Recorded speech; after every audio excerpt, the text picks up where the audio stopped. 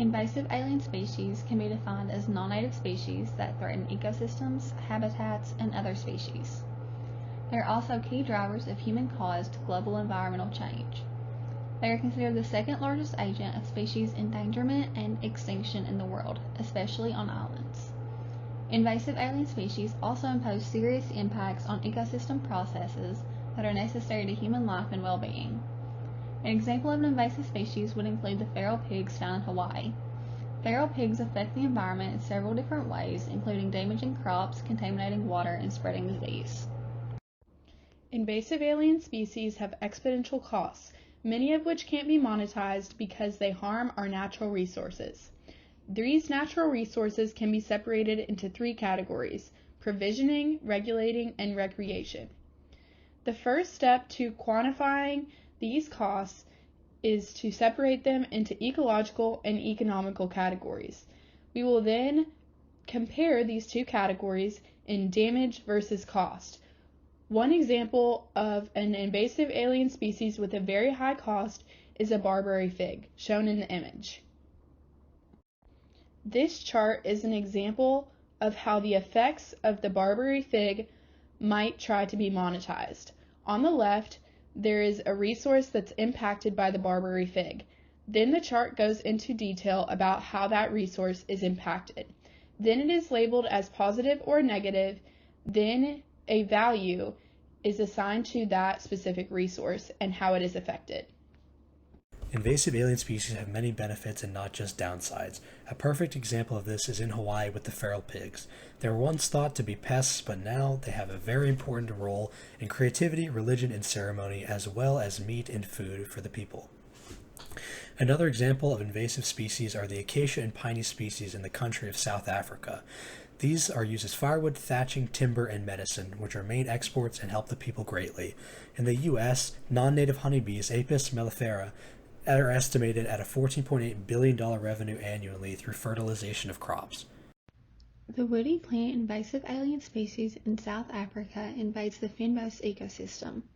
They impact pollination, ecotourism, and how much water is in the ecosystem.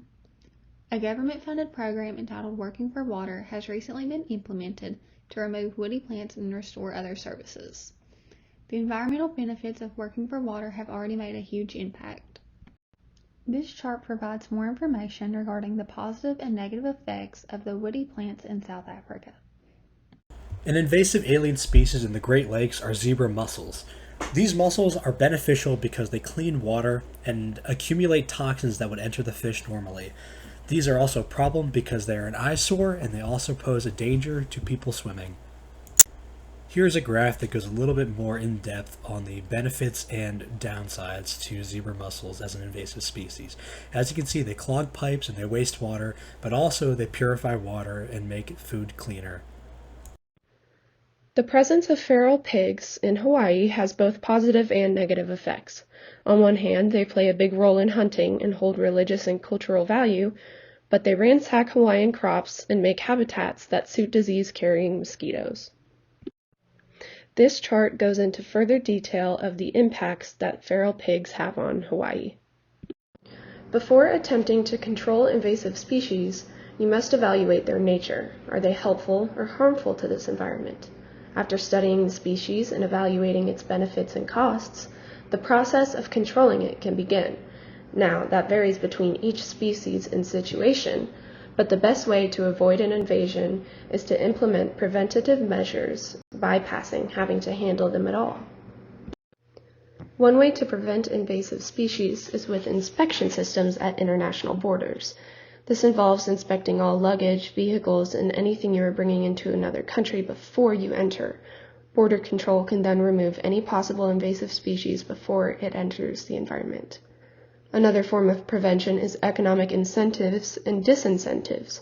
These are government-implemented taxes, fines, fees, or rebates to urge the public to avoid introducing or help with the removal of invasive species. This form of prevention has been found to work with multiple areas, such as Southern Africa. Lastly, investing in education is a big way to spread the issue of invasive species. You can't avoid something you know nothing about. So informing the public is a great way to gain support and assistance from the people potentially impacted by harmful invasive species.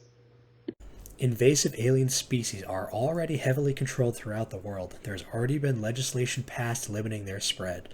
It's important to remember that invasive species are good and bad. They're a big problem and cost millions of dollars annually across the world, but they can also be a big benefit, such as farmers, religion, and tourism. Invasive alien species are all around. They influence tax and affect the environment in various ways. Some examples of these are the invasive carp and feral pig in Kentucky. These can be seen all around and even in your backyard.